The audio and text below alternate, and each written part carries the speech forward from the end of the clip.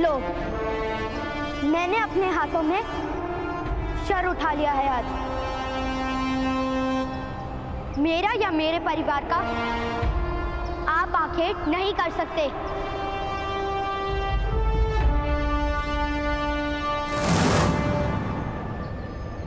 सूतपुत्र, तुमने धनुष उठाने का तो साहस किया।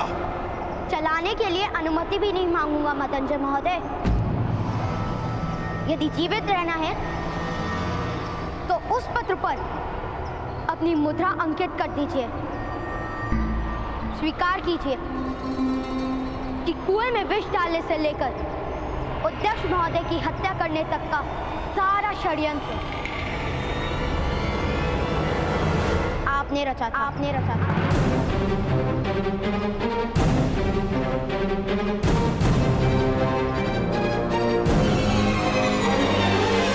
मेरे पिता को उनका सम्मान और अधिकार लौटा दीजिए, अन्यथा आप जीवित नहीं बचेंगे। सैनिकों, क्या देख रहे हो? पकड़ लो इस उद्दंड बालक को। मैं इसे अपने हाथों से ही दंड दूंगा।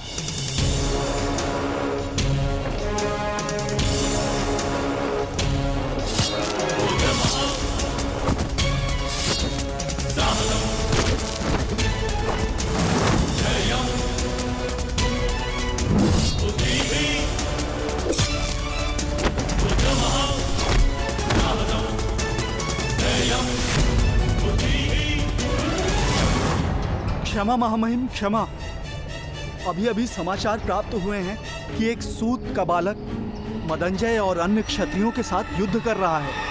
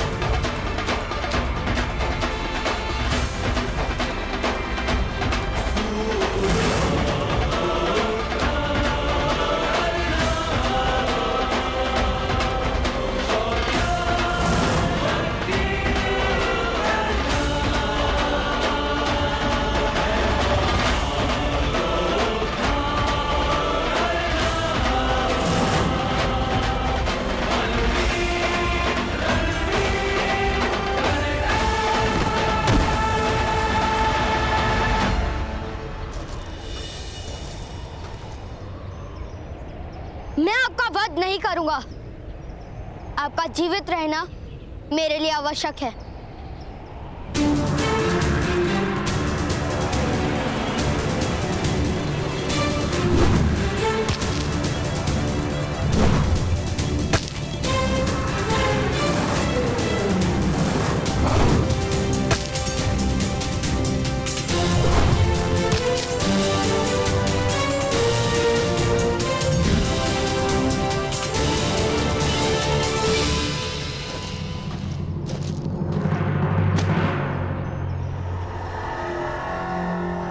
अब भी समय है मदंजय महोदय, अपना अपराध स्वीकार कर लीजिए।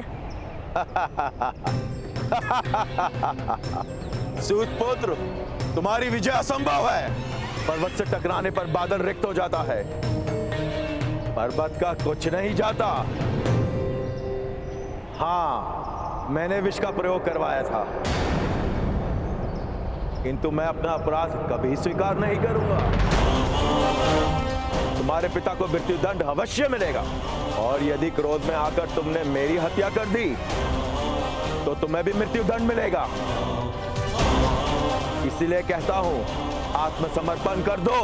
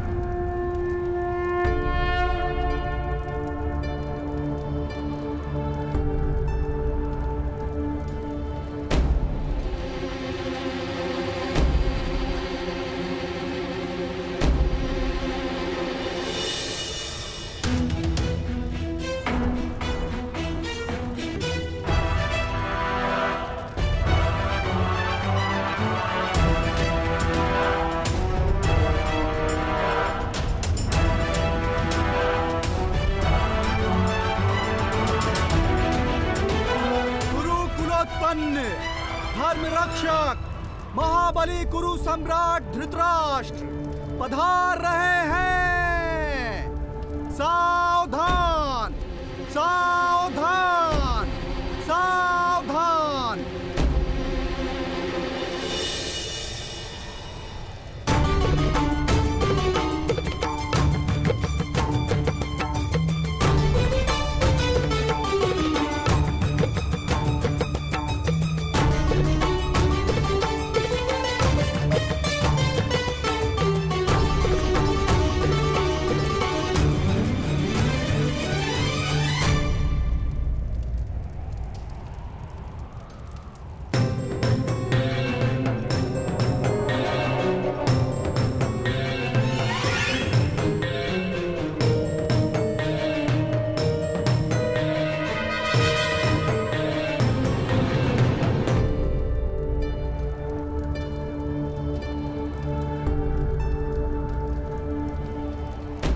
कहां है वो बालक विदुर जिसने हमारे पुत्र को जीवन दान दिया? समीप आओ बालक।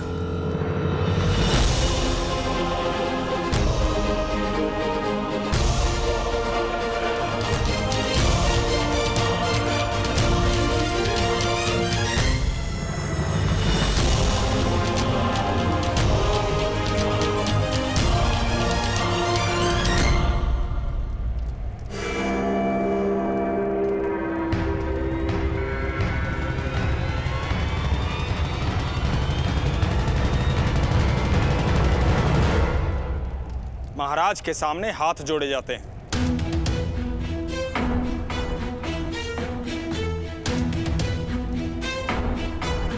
न्याय प्राप्त हो जाए उसके पश्चात मैं हाथ जोड़ूंगा।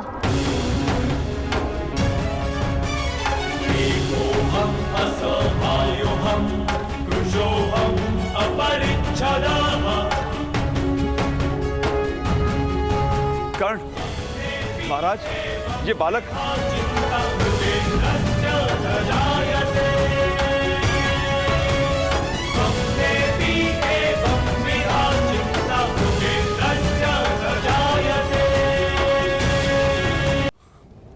कर्ण महाराज, ये बालक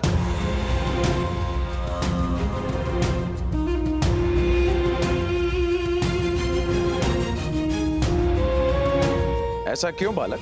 न्याय यदि दान में प्राप्त होगा तो आप पर लांछन लगेगा महाराज। इसलिए याचना नहीं करूंगा मैं।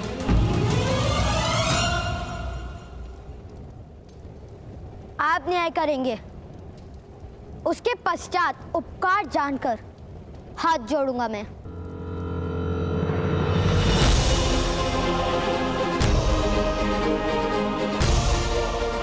मेरे पिताश्री कहते हैं कि उपकार का कभी विस्मरण नहीं किया जाता।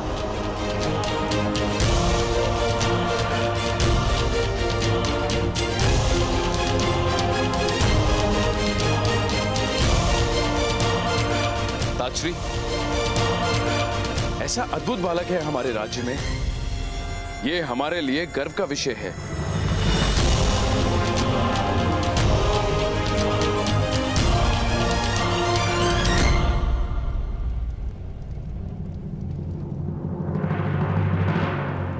नाम क्या है तुम्हारा बालक?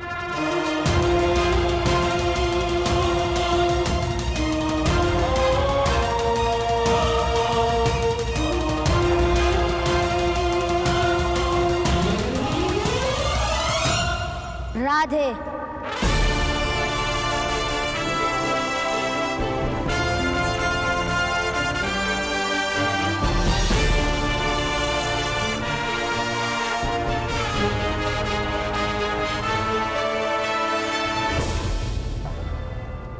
राधे, माता के नाम से स्वयं का परिचय देते हो राधे? क्योंकि पिता का नाम कहूंगा तो आप जाति पूछेंगे महाराज, और माता का नाम कहता तो आप प्रश्न पूछते।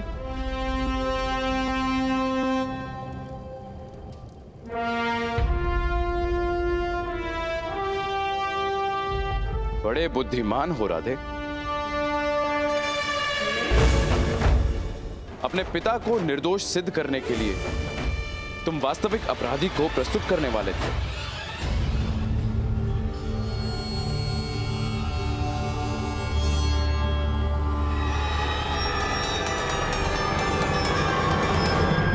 अपराध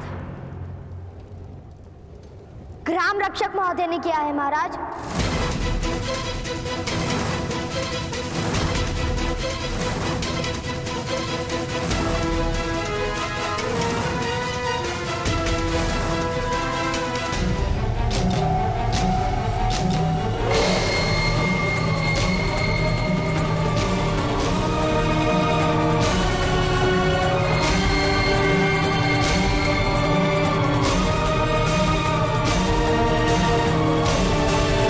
सत्य महाराज, एक बालक अपने पिता को निर्दोष माने ये तो स्वाभाविक है।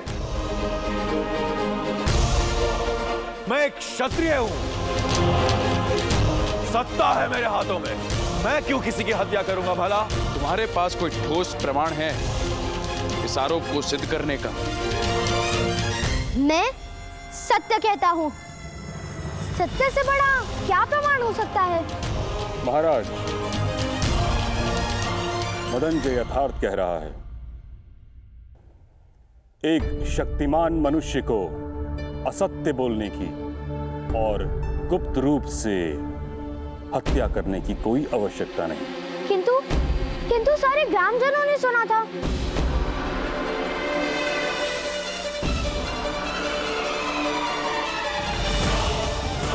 महाराज, मेरा अनुभव है कि जब शक्तिमान मनुष्य को अपनी निर्बलता का ज्ञान होता है तब वह सर्वाधिक असत्य बोलता है। मदनजय, इस बालक का साक्षी हूं मैं।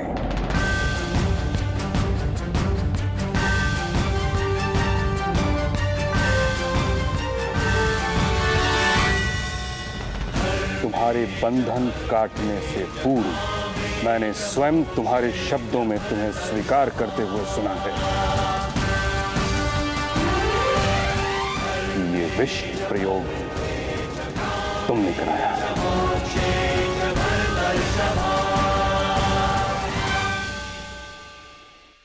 महाराज, महाराज मुझे क्षमा कर दीजिए महाराज। महाराज, स्वयं सर सेनापति ने मदनजय के अपराध में साक्षी दी। अब आरोपी अधिरथ को सम्मान सहित मुक्त कर देना और मदनजय को दंड देना उचित होगा।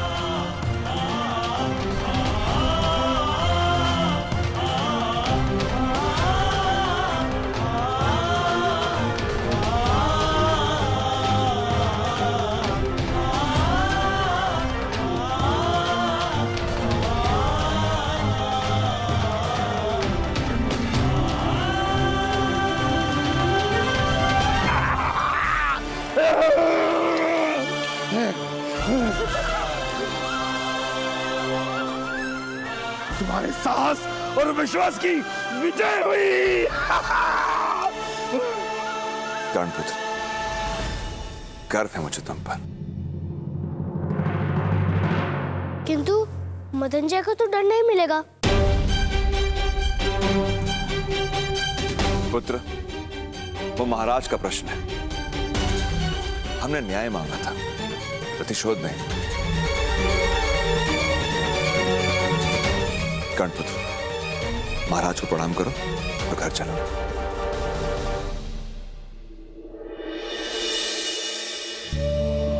प्रणिपात महाराज।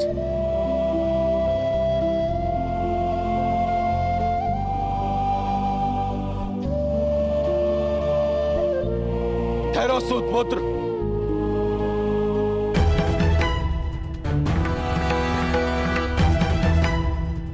महाराज, एक सूत पुत्र ने शस्त्र उठाया,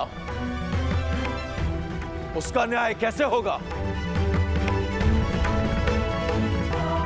मदनजय, हमारे यहां अपराधी को बोलने का अधिकार नहीं है। मैं अपराधी अवश्य हूं महाराज, किंतु हस्तिनापुर के सारे क्षत्रिय तो अपराधी नहीं। वे सब प्रश्न पूछेंगे। इस सूत पुत्र का न्याय भी कीजिए महाराज।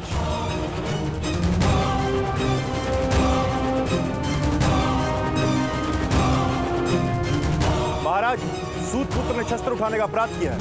यदि सारा समाज शस्त्र उठाएगा तो व्यवस्था का क्या होगा? न्याय कीजिए महाराज। न्याय कीजिए महाराज। न्याय कीजिए महाराज। न्याय कीजिए महाराज। न्याय कीजिए महाराज। न्याय कीजिए महाराज। न्याय कीजिए महाराज। राज्य के क्षत्रियों को असंतोष होगा तो राष्ट्र को लाभ नहीं होगा। मौन रहो मदनजय। महाराज को भय दिखाने का साहस मत करो। जब मेरी मृत्यु निश्चित ही है तो भय किस बात का? महाराज, समग्र क्षत्रिय समाज विद्रोह कर देगा।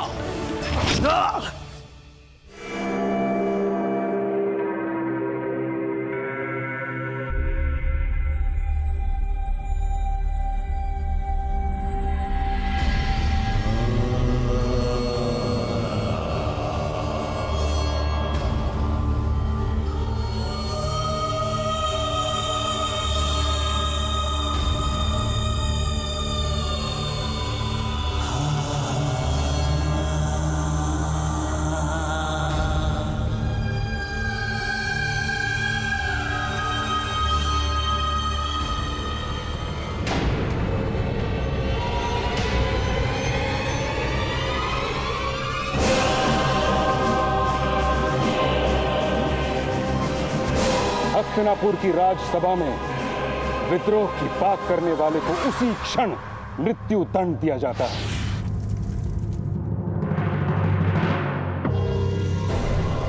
है कोई और क्षत्रिय जो विद्रोह की बात करने का इच्छुक हो?